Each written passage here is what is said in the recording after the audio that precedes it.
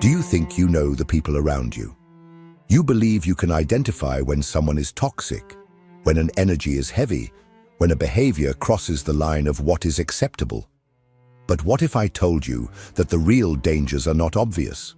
That the most destructive people are often charming, kind, even family members, and that while you try to protect yourself from the obvious villains, you are opening the doors of your mind to something infinitely more dangerous, the unconscious of others invading your own.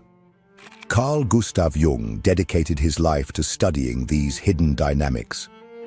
In his work, The Ego and the Unconscious, he reveals that most of what truly governs us is not under our conscious control. This applies not just to you, it applies to everyone.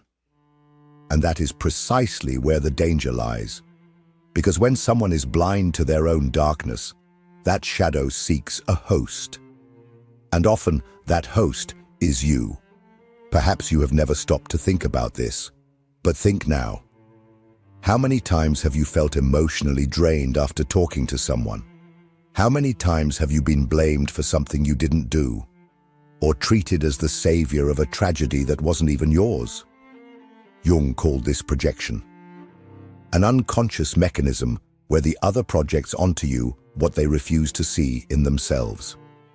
From that moment on, you cease to be a person and become a symbol, a mirror, an imaginary enemy, an idealized hero. And all these images have something in common. None of them is truly you. But the most frightening part is that often you don't even realize you are in this game. You think you are helping, that you are being empathetic, that you are being mature.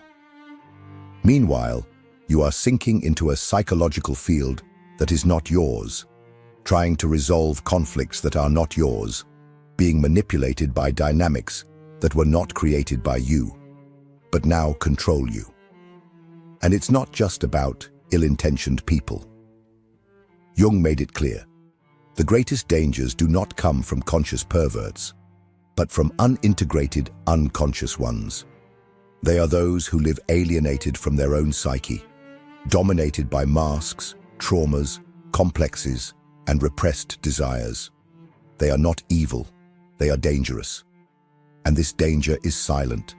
It doesn't come in through the front door, it infiltrates, slowly, daily. Through small comments, veiled accusations, loaded silences.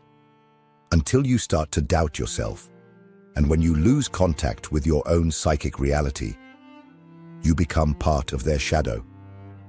Perhaps you are going through exactly this right now, in a relationship, in a friendship, in a work environment, even within your own family. And perhaps you are blaming yourself, trying to understand what is wrong with you. The answer is nothing. But there is something deeply wrong with the way you are being used as a vessel for someone else's unconscious. In this video, we will expose one by one the 6 types of people that Jung would identify as emotionally dangerous. Types that act not with deliberate malice, but with internal forces they themselves do not understand, and that is why they are so destructive. We will use Jung's words, his concepts and warnings, directly from his works such as Aion, The Ego and the Unconscious, and Archetypes and the Collective Unconscious, to show you how to recognize these profiles. But more than that, we will open your eyes to the possibility that perhaps, just perhaps, one or more of these profiles is within you as well. Are you ready? Then take a deep breath and move forward. But be warned, after hearing this, you will no longer be able to look at people, or even at yourself, the same way. Imagine living with someone who blames you for everything they feel, who turns your presence into a trigger, who makes you feel responsible for emotions you never caused. At first, they seem fragile, sensitive, deep. But over time, you realize you are being dragged into a battlefield that isn't yours, and where you are already at a disadvantage. This is the unconscious manipulator, someone who is unaware of their own wounds, but projects them onto others as a form of psychic survival. Jung said, What we do not confront in ourselves, we will encounter as fate. And often, this fate has a name, a face, and shares the table with you. The unconscious manipulator is someone dominated by repressed content, unintegrated traumas, unprocessed emotional fragments. Instead of looking inward, they aim at you and turn you into a canvas for their internal conflicts. This type of person lives in a state of chronic projection. According to Jung, projecting is an inevitable function of the psyche, but if unrecognized, it becomes destructive. In the book, The Ego and the Unconscious, he states that projection causes a kind of psychic blindness, a prison where the other ceases to be seen as they are and becomes used as a symbol of what is hidden in us. This is exactly what the unconscious manipulator does. They do not see you. They see a lost part of themselves and react to it as if it were real. These people often position themselves as victims. Everything that happens is someone else's fault, never theirs. When they feel anger, it's because you provoked it. When they are sad, it's because you disappointed them. When they feel inferior, it's because you think you are superior. This distortion is so subtle that you start to question yourself. Was I really insensitive? Did I say something wrong? Am I toxic? And thus, manipulation occurs without a shout being heard, without a direct request being made. It's all emotional, unconscious, and absolutely effective. Worse still, often these people are charming.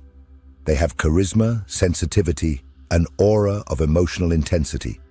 This creates a trap, because you think you can help them, heal them, understand them better than others. But what you are doing, in practice, is sacrificing your psychic health, trying to rescue someone who refuses to dive into themselves. And the more you try, the more you sink. Jung warns us that these patterns of projection are especially dangerous because they place us in a symbolic role. Savior, enemy, traitor, father, mother, anything but who we really are. And living in a symbolic bond is living in an illusion. You cease to be seen as a subject and are treated as a distorted reflection of the other's unconscious. The only way to protect yourself from an unconscious manipulator is to develop awareness, recognize the patterns, cut the invisible threads that connect you to this person's emotional narrative. And most importantly, constantly ask yourself if what you are feeling is yours or has been induced. Because the unconscious manipulator does not invade your life violently. They enter through the gap of your empathy. And once you recognize this pattern, the next step is to understand how it disguises itself even more deeply with the mask of the persona, the one who not only projects, but acts, lives in order to appear as something they are not. In the next section, we will explore the bearer of the persona and how it represents one of the greatest psychological risks pointed out by Jung. Because while the unconscious manipulator throws their conflicts onto you, the bearer of the persona can drag you into a world where even you forget who you really are. If this content is making sense to you, click the subscribe button and subscribe to the channel. Thank you for your support. Not all psychological danger comes from extreme behaviors.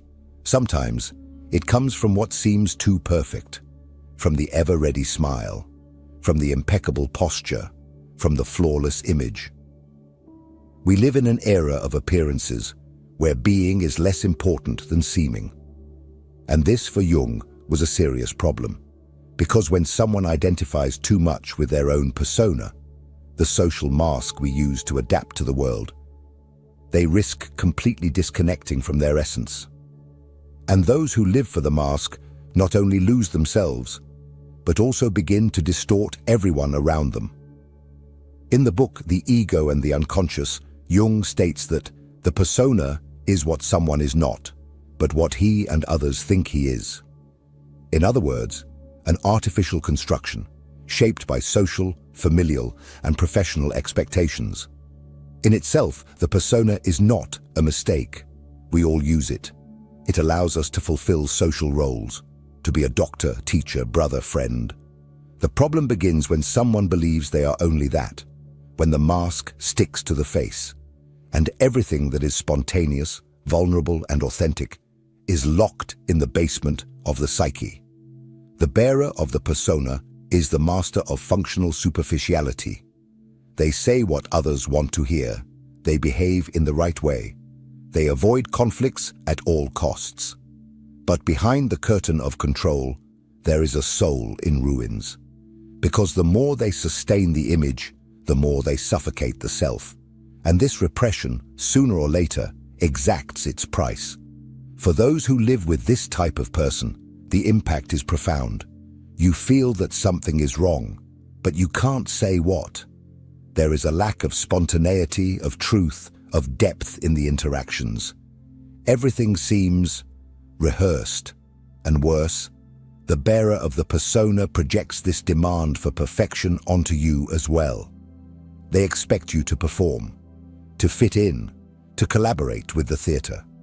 If you express something outside the script, an intense emotion, a doubt, a pain, they retreat, become uncomfortable, shut down. Because everything that reminds them of what is repressed within becomes unbearable. Jung warned that this type of identification with the persona is one of the greatest threats to the process of individuation, the path of self-knowledge and integration of the unconscious. For him, the real danger begins when the individual is hypnotized by the role they play, believing they are what others see. And that is exactly where the risk lies. When someone lives only to be accepted, recognized, praised, they become a hostage to their own facade. And everything that is genuine dies suffocated behind the veneer. Living with someone like this can lead you to doubt your own spontaneity. You start to police yourself, to measure your words, to hide parts of yourself that don't fit the ideal narrative. Gradually, you also begin to wear a mask and don't even notice. Coexisting with a bearer of the persona is not just artificial. It is contagious. But there is something even darker than that, because when someone represses what they feel, think, and desire for too long, it doesn't disappear. It accumulates. It ferments in the unconscious until it transforms into shadow. And then we enter an even more dangerous territory, that of denied emotions that return with explosive force. In the next section, we will dive into the figure of the owner of the repressed shadow, the one who refuses to see their own dark side until it explodes. There is a type of person who lives controlled, polished, restrained, always correct, always moderate, always polite. But behind this veneer of balance lies a force about to break free. Because everything they consider wrong, ugly, or unacceptable is simply pushed down into the basement of the soul. It is not overcome, nor transformed. It is merely repressed. This is the essence of the owner of the repressed shadow, someone who tries to be light all the time until the darkness takes control. Carl Jung dedicated a good part of his work to understanding the shadow. In Aion, he states, "The shadow is everything that the individual refuses to recognize in themselves, and yet insists on manifesting in some way. We are not talking about something external. The shadow is not the evil of the world. It is not the other. It is not the enemy. The shadow is internal. It is the hatred you do not admit to feeling. It is the envy you rationalize. It is the sexuality you repress. It is the ambition you disguise as humility. Everything you reject in yourself does not disappear. It transforms into shadow. And as Jung taught, what you do not make conscious directs your life, and you call it destiny. The owner of the repressed shadow does not seem dangerous at first glance. On the contrary, often they are someone admired, disciplined, kind, helpful. But there is something strange. They do not tolerate weakness in others. They react poorly to spontaneity. They are bothered by intense emotions. They always seem charged, but never explode, until they do. And when that happens, it is devastating. This person lives in constant emotional vigilance. They do not allow themselves to feel, and for that reason, they condemn those who do. They do not allow themselves to err, and for that reason, they attack those who do. They become moralistic, demanding, controlling. But all of this is just an attempt to keep the unconscious under control. Jung was clear: the stronger the persona, the more repressed the shadow. And the more repressed the shadow, the more brutal its manifestation will be. You can identify this pattern in people who have disproportionate reactions, who explode over small things, who hold grudges for years, who sabotage relationships in a passive-aggressive manner. They are the famous, difficult people, whom no one understands why they are so bitter, so resentful, so critical. The answer lies in the shadow, unintegrated, unrecognized, unaccepted. And here is the most important point. The shadow is not just made of bad things. Jung made it clear that it also contains your denied potential, your repressed creativity, your hidden strength. But when the shadow is ignored, all of this turns into poison. And this poison contaminates the relationship, the environment, and especially those who are closest. Living with the owner of the repressed shadow is like living next to an emotional minefield. You never know where you are stepping until you are hit. But this repression does not arise from nowhere. Often, it is fed by an illusion of superiority, by a rigid moral ideal that turns guilt into a tool of control. This is where we enter the figure of the next type, the moral controller. Someone who not only represses their own desires, but makes you feel guilty for living yours. In the next part, we will unmask this type that Jung saw as one of the greatest obstacles to psychic freedom, the guardian of virtue who deep down hides their own demons. Not every executioner carries a sword. Some use crosses, rules, dogmas, and ready-made phrases. They are those who claim to be driven by ethics, righteousness, and morality, but deep down, they are imprisoning themselves and others within a cage made of guilt and shame. Jung was well aware of this archetype. For him, when morality is used as a facade, it becomes one of the most insidious forms of psychic repression. This is the case of the moral controller, someone who, instead of integrating their shadow, projects it onto the behavior of others and condemns them for what they do not accept in themselves. You have certainly met someone like this, people who frequently point fingers but never look inward, who position themselves as a reference for behavior, not because they truly are, but because they desperately need to maintain an image of moral superiority. According to Jung, the greater the repression, the more intense the need to project the shadow. And that is exactly what the moral controller does, transforms others into sinners, deviants, immoral, to avoid facing their own desires, impulses, and contradictions. The problem is that unlike a common emotional manipulator, the moral controller believes they are doing good. They genuinely think they are correcting, saving, or educating the other. And this makes their influence even more toxic, because it is cloaked in authority, good intentions, and false spirituality. The criticism comes accompanied by phrases like, "It's for your own good," "You'll thank me later," or "Someone needs to tell you the truth." But this truth is not neutral. It is laden with projection. In the book Aion, Jung extensively discusses the figure of Christ and the Antichrist as archetypes of wholeness and dissociation. The moral controller believes they are embodying the light, but completely ignores their own darkness. They project evil onto others to maintain the illusion of purity within themselves. And this makes them blind, dangerous, unable to see the nuances of the human soul. If you live close to someone like this, you may start to feel constantly guilty, as if you are always wrong, even when you are just living. You feel watched, judged, diminished. And the most perverse thing is that, often, you internalize this judgment. You begin to repress parts of yourself that are natural, human, spontaneous, and mold yourself to an ideal that is not yours. The morality of the other becomes your prison. This dynamic is common in families, religions, and rigid environments where obedience is confused with virtue. Jung saw this pattern as a real threat to the process of individuation. For where there is excessive moralism, there is an absence of self-knowledge. The extreme moralist does not want truth, they want control.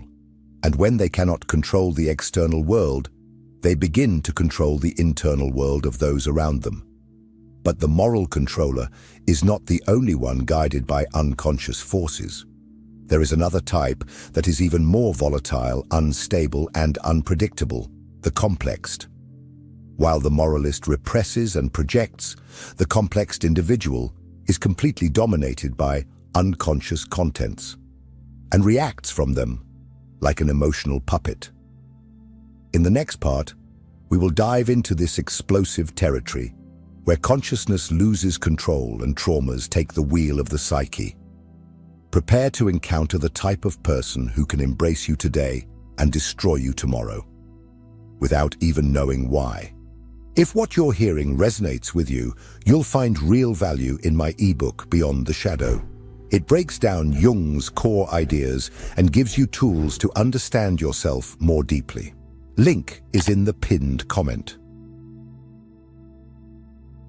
Imagine living with someone who, at one moment, is sweet, affectionate, generous, and in the next moment, explodes in anger, shuts down in silence, or accuses you of something that never crossed your mind. A compliment turns into a demand. A joke becomes aggression. A gesture of affection is interpreted as a threat. No matter what you do, it seems you are always treading on unstable ground. This is the experience of those who live alongside a person dominated by unconscious complexes. The complexed. For Jung, complexes are autonomous nuclei of emotion and memory that reside in the unconscious and can take control of consciousness at any moment. They are like fragmented personalities within us, created by traumas, psychic wounds, and unresolved experiences. In the book, Psychological Types, and also in The Ego and the Unconscious, Jung describes how these complexes can directly interfere with an individual's behavior, causing them to react not to the present, but to echoes of the past. A simple comment connects unconsciously to an old abandonment, rejection, or humiliation, and those nearby pay the price. The complexed person does not realize they are being guided by these internal forces. When they react with fury, extreme sadness, or exaggerated resentment, they believe they are being rational. But they are not. They are reliving undigested emotions. And the problem is that this does not happen consistently. It occurs in lapses. There are emotional explosions interspersed with moments of lucidity, affection, or regret. This makes the bond with such a person even more confusing and addictive. You start to think, they are not always like this. Sometimes they are wonderful. And that is exactly what keeps you hooked. Because there are moments of genuine connection, of true affection. But these moments are followed by unpredictable ruptures, where you find yourself in the midst of an emotional storm that you do not understand. And, in an attempt to restore harmony, you mold yourself, adapt, shrink.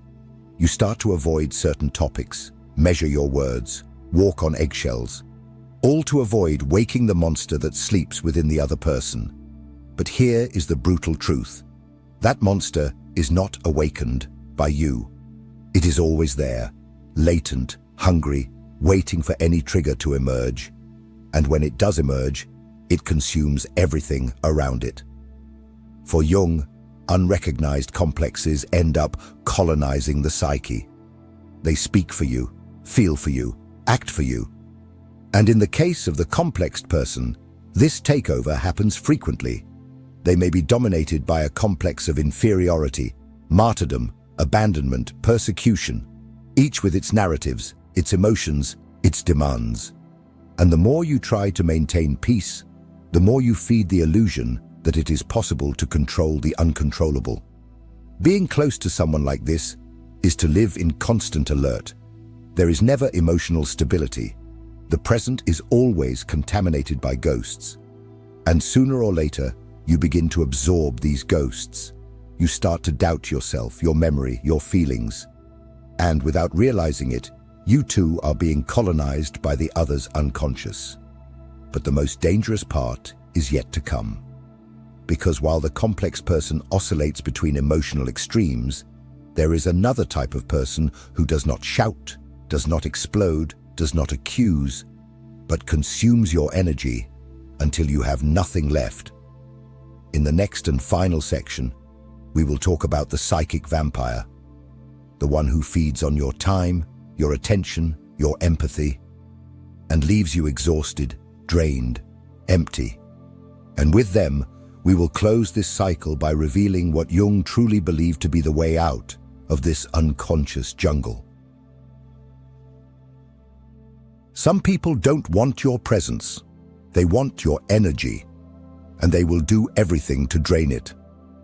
Not with violence, nor with explicit aggression, but with subtle demands, chronic victimhood, emotional dependency camouflaged as affection.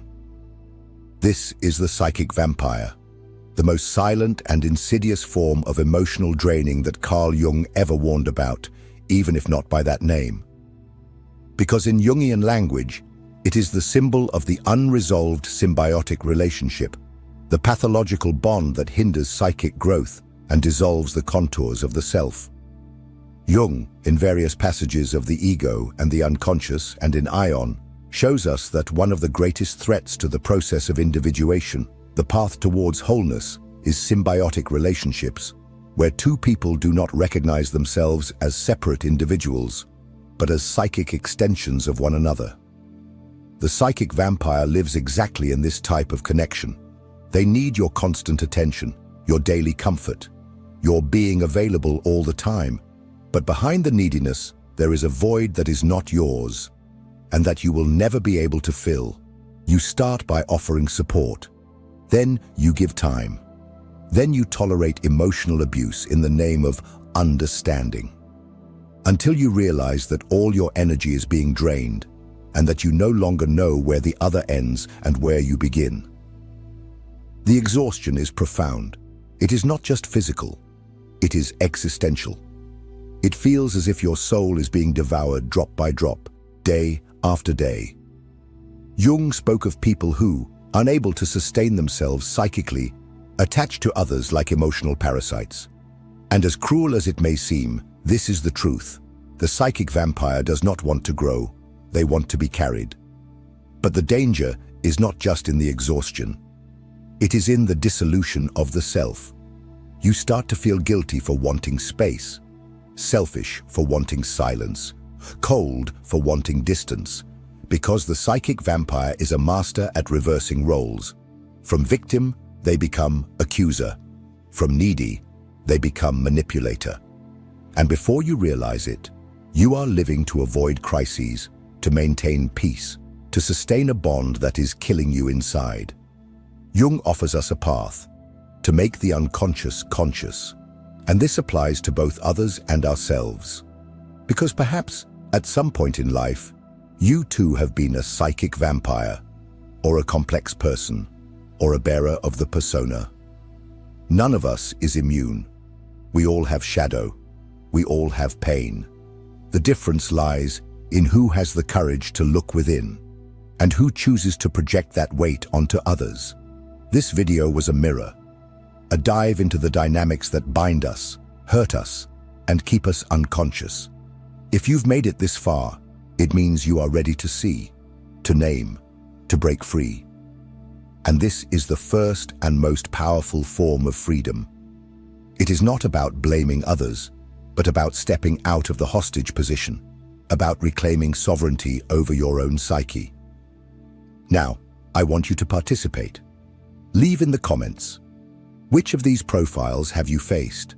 And which do you honestly perceive within yourself? Your comment could be the beginning of awareness, yours and of those who read it. And before you go, an important notice. The next video is also essential.